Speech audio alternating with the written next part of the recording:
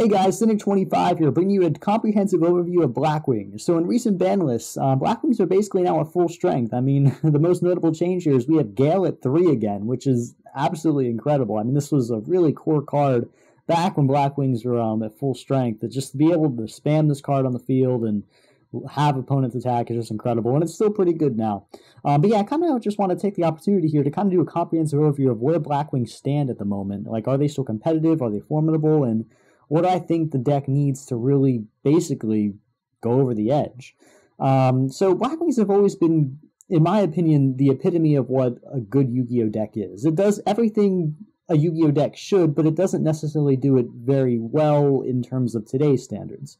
You know, the deck has search options, it has ways to create advantage, it can spam the board and go offensive, it has ways to protect itself in terms of defense, it has draw power, it has hand traps, it has ability to synchro, it has the ability to XZ, it can run pretty good defensive traps, you can run Dark Arm. I mean, the deck has basically, I mean, you also have graveyard control. I mean, the deck has everything a Yu-Gi-Oh deck really should to be good, but it doesn't do any of this very well. It's like you can say Blackwings are kind of the jack of all trades, but really master of none at this point in the game.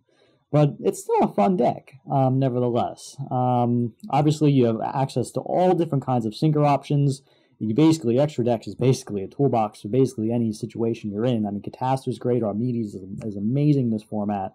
Vulcan, Goyo's at 2. I'm actually not running it at 2 because I never really found the need to run it at 2, but maybe in the future I might bump it up. You have access to Black Rose, you know, obviously your Armor Master to go in the Leo via your Steam plays, you can run Beals, you can run the 4 engines, you can even make rank 3s if you want. The deck has basically everything, but it unfortunately doesn't do everything very well.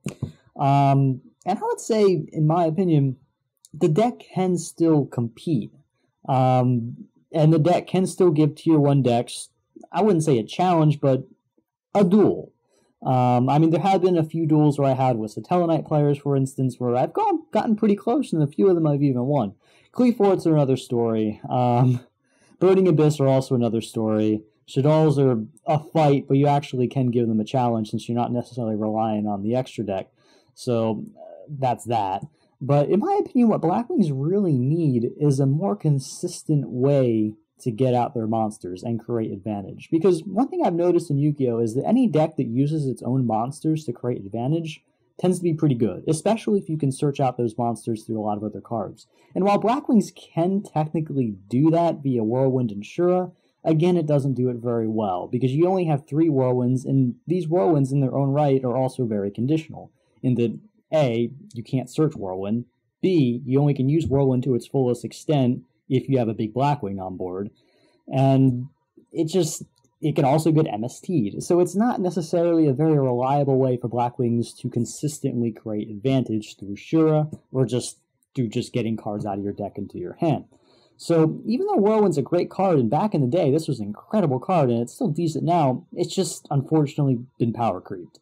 And Whirlwind's just not really cutting it anymore. I mean, don't get me wrong, I would always run Whirlwind in 3 in this deck. It's just great. But I think Blackwings really need, basically, a new way to consistently get out their monsters. Because Whirlwind's kind of doing overtime here. Not only is it the deck's way to make it consistent, right, get out the cards you need, but it's also the deck's only real way to create advantage.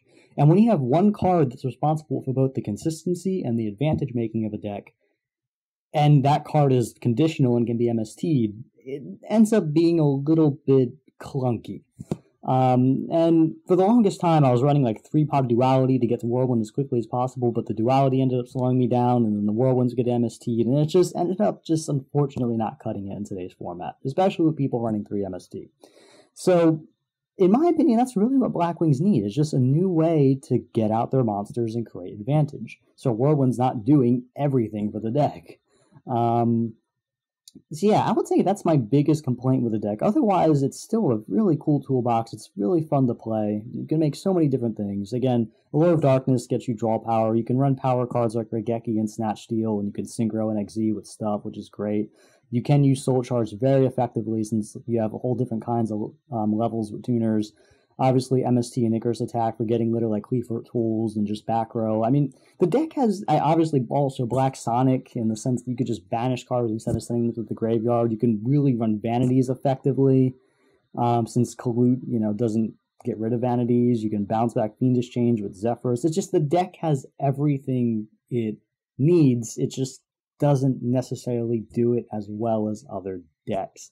And that's the unfortunate part about Blackwings. I would really like to see Konami, if they are still interested in supporting this archetype, to just give the deck more ways to get to its monsters, honestly. Because you don't know how many times there's been occasions where I've had an opening hand and all I had was like a Gale, a Steam, and a Roshi as my monsters. And even if I have Whirlwind in my hand, I can't really use it because I have nothing to toolbox.